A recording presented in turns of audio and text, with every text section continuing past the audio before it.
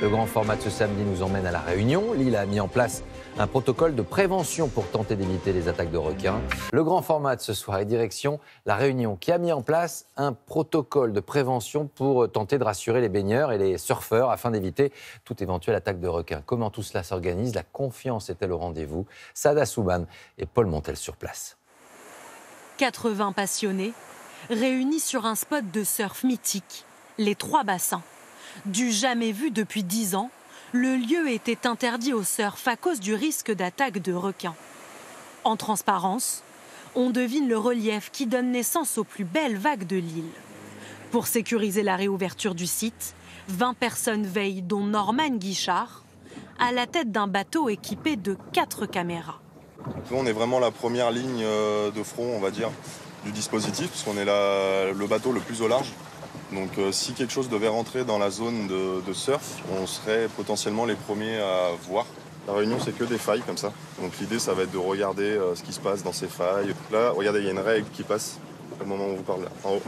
Dans ces eaux cristallines, une faune exotique, colorée, et pour la première fois ici, un filet anti-requin.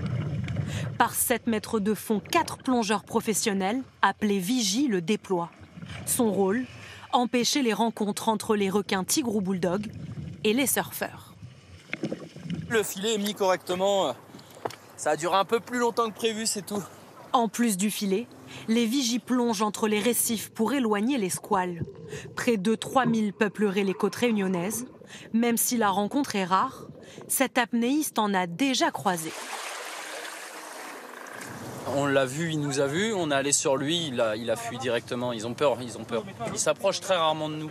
Quand on a les yeux sous l'eau et qu'on occupe la colonne d'eau, ils viennent pas généralement. C'est surtout quand on a les yeux, quand on ne regarde pas sous l'eau. Donc c'est pour ça que souvent ce sont les surfeurs qui sont touchés. Depuis 2011, 30 attaques, dont 11 mortelles, ont endeuillé l'île.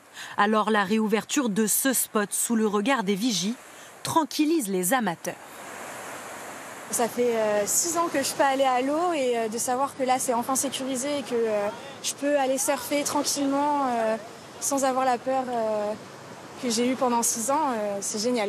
Il n'y avait plus personne qui venait surfer ici. Là voilà, on retrouve du monde, des enfants, les parents, des cours de surf.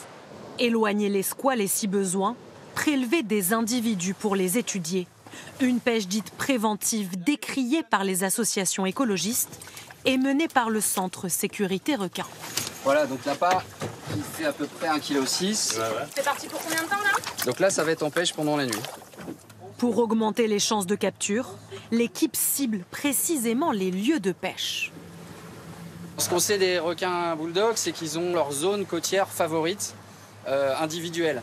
On va pêcher localement les individus qui sont fidèles à ces sites-là. Et donc, en fait, on a des captures qui vont baisser jusqu'à être à un niveau très bas. Cette semaine-là, sous l'objectif de notre caméra, un imposant bulldog mâle est pêché à moins de 600 mètres des côtes.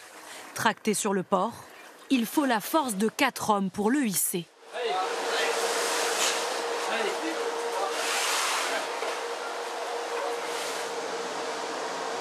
294.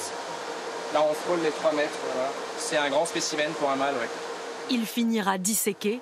Sa mâchoire et le contenu de son estomac seront étudiés.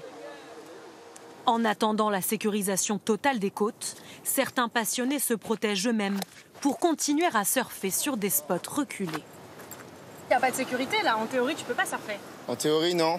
Il n'y a pas de sécurité, non. Et on vient quand même. On vient quand même, la passion est trop forte. Le jeune homme a investi 400 € pour équiper sa planche d'un dispositif anti-requin. Il y a 2 électrodes qui créent un champ électrique en fait.